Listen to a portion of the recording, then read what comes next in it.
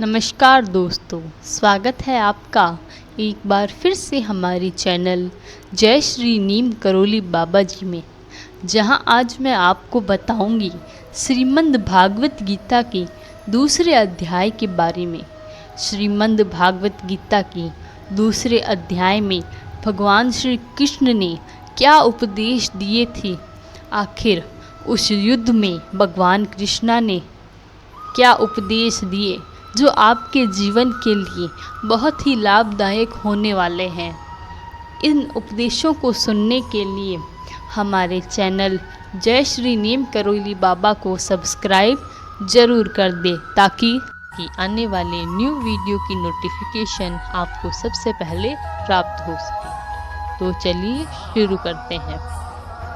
सज्जन ने कहा, हे धृतराष्ट्र, व्याकुलचित अर्जुन से बोले, हे अर्जुन, अनर्थ के सेवन करने योग्य पियसकारक मोह इस समय तुम्हारे मन में कहाँ से आया?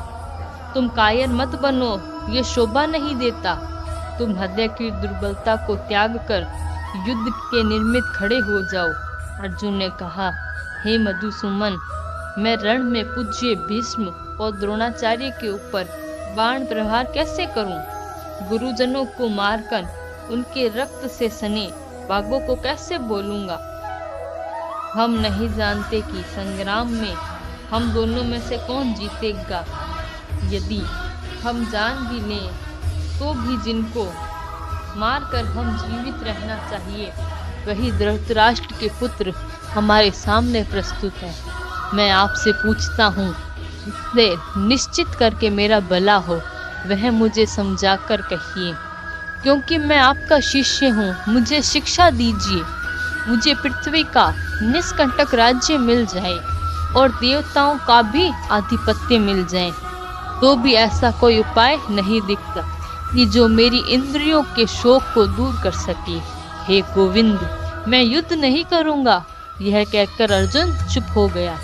संजन बोला, हे राजन, दोनों सेनाओं के मध्य में खिन्न होकर बैठे अर्जुन से श्री कृष्ण ने ये वचन कहे, हे अर्जुन, जिसके लिए शोक नहीं करना चाहिए तू उसके लिए शोक करता है, और पंडितों के वचन तो कहता है, परंतु पंडित न मरों का शोक करते हैं न जीवितों का। यह बात असंभव है कि मैं पहले न था, तुम न थे, और ये राजा भी न थे, उनके बाद नहीं रहेंगे। जैसे देहधारियों की इस देह की लड़कपन, जवानी, बुढ़ापे की वह अवस्थाएं होती हैं, तैसे ही मृत्यु के बाद दूसरी देह की भी होती है। इसलिए पंडित लोग मोक्ष प्राप्त नहीं होते हैं।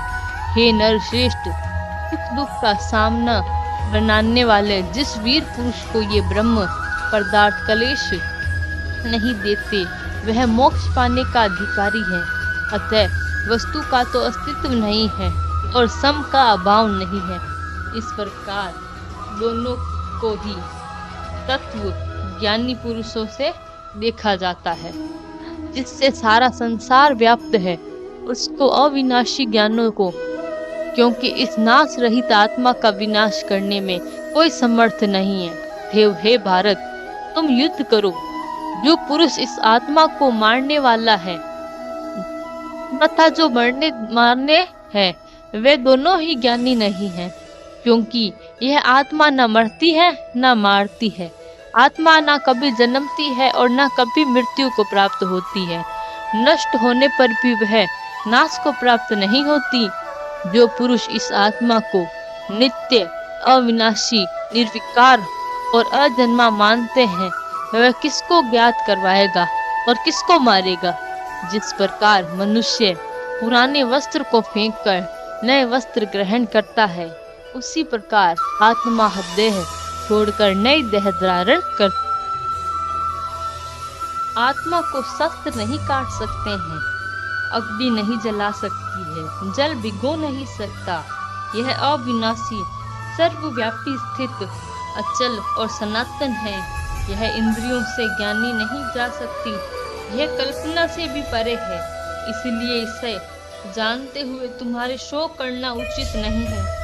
हे महाबाहो, यदि तुम इस आत्मा को नित्य जन्म लेने और नित्य मरने वाली मानते हो तो तुमको शोक नहीं करना चाहिए, क्योंकि जो जन्मा है उसकी मृत्यु और उसकी मृत्यु हुई है, उसका जन्म निश्चित है, अतएव वह यह बात अनिवार्य है, उसके लिए सोच करना व्यर्थ है। जन्म लेने से पहले क्या था किसी को मालूम नहीं, फिर मरने के पीछे क्या होगा कोई नहीं जानता। ऐसी दशा में किस बात का सोच करना तुमको उचित है। इस कारण सब प्राणियों के विषय में तुमको सोच करना उचित नहीं है।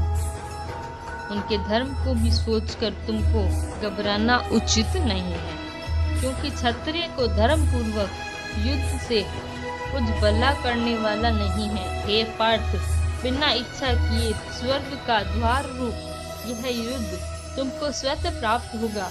यदि तुम अपने धर्म के अनुसार इस संग्राम को न करोगे तो अपना धर्म और बड़ाई खो बैठोगे।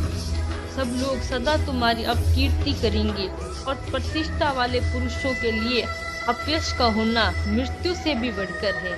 हे महारथी, समझेंगे कि अर्जुन डरकर संग्राम से डट गया और अब तक जो लोग तुम्हारा नमान करते थे वे अपयश करने लगेंगे।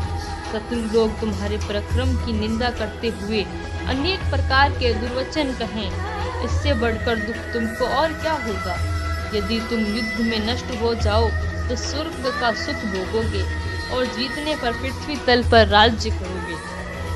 इसलिए युद्ध में निर्मित दृढ़ प्रतिज्ञ होकर खड़े हो जाओ।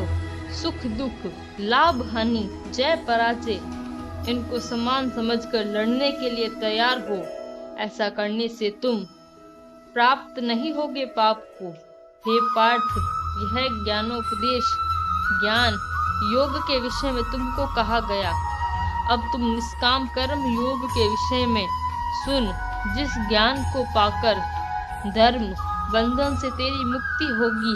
कर्म योग मार्ग एक बार प्रारंभ किए बना कर्म का नाश नहीं होता और विंध्यन पड़ने पर शुभ फल नहीं होता, और इस कर्म को केवल प्रारंभ ही संसार के भय से छुड़ाकर पूर्ण ब्रह्म प्राप्त करता है। निश्चित करने वाले बुद्धि यह निष्काम करने में एक ही है, और कामना वाले पुरुषों की बुद्धि एकाग्र नहीं रहती, उनकी शाखा प्रशाखाएं होती हैं। ऐसी दशा में मनुष्य संदेह में रह जाता है। हे अर्जुन, अज्ञानी उस पुष्णित वाणी को ही स्वर्ग सुख से बढ़कर कुछ नहीं समझते। स्वर्ग को ही जो उत्तम पुरुषार्थ समझते हैं, उनकी कामनाओं में चित्त व्याकुल होने के कारण निश्चितात्मक बुद्धि से मोक्ष साधन को नहीं उत्पन्न होती है। कारण है कि उनके भीतर वाग्वेदी के सदैव निगमन रहता है। जिस मनुष्य का चित्त इस प्रकार मोहलिप्त और उसकी आसंगिक भोग विलास और ऐश्वर्य में है, ऐसे मनुष्य के अंतःकरण में निश्चितात्मक बुद्धि नहीं होती। हे अर्जुन, वेद त्रिगुणात्मक सकाम है, तुम निष्काम हो जाओ। सुख दुख को समान जानकर नित्य योग क्षेम आदि स्वार्थों में न पड़कर धीर जवान और आत्मनिष्ठ हो। जैसे छोटे छोटे अनेक जलाशयों में मनुष्य का कार्य सिद्ध नहीं होता और बड़े जलाशय से वे सदैव प्रयोजन अनायास ही सिद्ध हो जाते हैं, उसी प्रकार संपूर्ण वेदों में कहा हुआ है, काम कर्मों का फल है। ब्रह्मा में भक्ति रखने वाले मनुष्य को सहज से ही प्राप्त होता है। तुमको केवल कर्म करना चाहिए, तो फल तुम्हारे अधिकार में नहीं है। तुम ना तो फल की अभिलाषा से काम करो, ना निकम्मे ही रहो। फल की आशा त्याग कर कार्य की सफलता को समान मानकर तुम योगस्थ होकर कर्म करो। यही कर्म ज्ञान है। इस बुद्धि योग सहित कर्म से अन्य कर्म अत्यंत हीन है, इसलिए तुम बुद्धि योग का आचरण करो। फल की इच्छा करने वाले निष्कृष्ट होते हैं, निष्काम करने वाले पुरुष ईश्वर कृपा से इस प्रकार सुकृत और दुष्कृत इन दोनों को ही त्याग कर देते हैं। इसलिए तुम निष्काम क्रम से प्रवृत्त हो जाओ। कर्म फल को त्याग कर ही बुद्धि युक्त ज्ञानी पुरुष जन्म बंधन से हटकर मोक्ष को प्राप्त होते हैं। जब तुम्हारी बुद्धि मोहवन के बाहर निकल जाएगी तब तुम्हारा मन आगे सुनने वाली तथा हुई बातों को विरक्त हो जाएगा। अनेक श्रुति स्मृतियों के वचनों को सुनने से तुम्हारी बुद्धि भ्रमित हो गई है। जिस समय वह निश्चल होकर आत्मा में स्थित होती तभी तुमको तत्व ज्ञान प्राप्त होगा। अर्जुन ने पूछा, हे केशव, आत्म स्वरूप में निश्चल बुद्धि वाला किसको कहा गया है? उसके लक्षण क्या हैं? श्री कृष्ण जी बोले, हे अर्जुन, जो महापुरुष मन में कामनाओं को त्याग देता है, अपने आप में ही प्रसन्न रहता है, उसकी निश्चल बुद्धि है। दुख में किसके मन में खेद नहीं होता और सुख में किसको आसक्ति नहीं होती। और प्रति भय क्रोध जिसके जाते रहते हैं वह महात्मा सिद्धि बुद्धि वाला मुनि कहलाता है। जो शुभ पदार्थ प्राप्त होने से हर्ष नहीं करता, अशुभ से अप्रसन्न नहीं होता, उसी को स्थिर बुद्धि जानना चाहिए। कछुआ जैसे अपने अंगों को सिकुड़ देता है, उसी तरह जो पुरुष अपनी इंद्रियों को विषयों में हटाता है, उसी की बुद्धि स्थिर जाननी चाहिए। निर्हारी पुरुष के विषय में हट जाते हैं, परंतु विषय में उसकी चाह बनी रहती है। ब्रह्मा का अनुभव होने पर भी चाह भी घट जाती है। हे अर्जुन, मोक्ष में प्रत्यक्ष करने वाले विद्वान व्यक्ति को प्रबल इंद्रिय से उनके मन को जीत लेती है। इसलिए सब इंद्रियों के विषय में से रोक मेरे विषय में तत्पर हो जाए। जिसने इंद्रियों के वश में कर लिया है उसी की बुद्धि निश्चल है। जो पुरुष विषयों के साथ ध्यान में रहता है उसकी प्राप्ति हो जाती है। प्राप्ति होने से कामना होती है, इच्छा के पूर्ण न होने से क्रोध उत्पत्ति होती है, क्रोध से अविवेक होता है, अविवेक से स्मरण शक्ति नष्ट हो जाती है, स्मरण शक्ति के नाश होने से बुद्धि का क्षय होता है। जिसकी बुद्धि का नाश हुआ वह विनाश और प्राप्त होता है। जो पुरुष राग द्वेष से रहित हो अपने मन को वश में रखता है वह शांति को प्राप्त होता है। शांति मिलने पर सब दुख सुखों का नाश हो जाता है। प्रसन्न चित्त वाले को बुद्धि निश्चित होती है। जो पुरुष योग मुक्त नहीं होता है उसकी निश्चित बुद्धि उत्पन्न नहीं होती। इस वर्ष में भावना नहीं होती। भावना के न होने पर शांति प्राप्त नहीं होती। अशांत को सुख कहाँ से मिलेगा? जैसे वायु नाव को जल में खींच ले जाती है, उसी प्रकार इंद्रियां पुरुष को बुद्धि का नाश कर देती है। जिस मन का विषय सिद्धि से इंद्रियों के पीछे जग जाता है, इस कारण हे महाबाहु, जिसने इंद्रियों के विषय में सर्वत्र रोक रखा है उसकी बुद्धि स्थिर है। जो समय प्राणियों की रात है उसमें संयमी जागता है और प्राणी मात्र जिस समय जागते हैं मुनि जनों की वह रात्रि है। जल से भरे समुद्र में नदियों का जल बढ़ने पर भी वह अपनी मर्यादा पर रहती है। उसी प्रकार जिस मनुष्य में इच्छा न रहने की भी विषय भोग प्रवेश करते हैं उसी को शांति मिलती है। विषयों की इच्छा करने वालों को शांति नहीं मिलती। जो सब कामनाओं को छोड़कर तत्व इच्छा रहित विचारता है और ममता अहंकार जिसमें नहीं है वह शांति को प्राप्त होता है।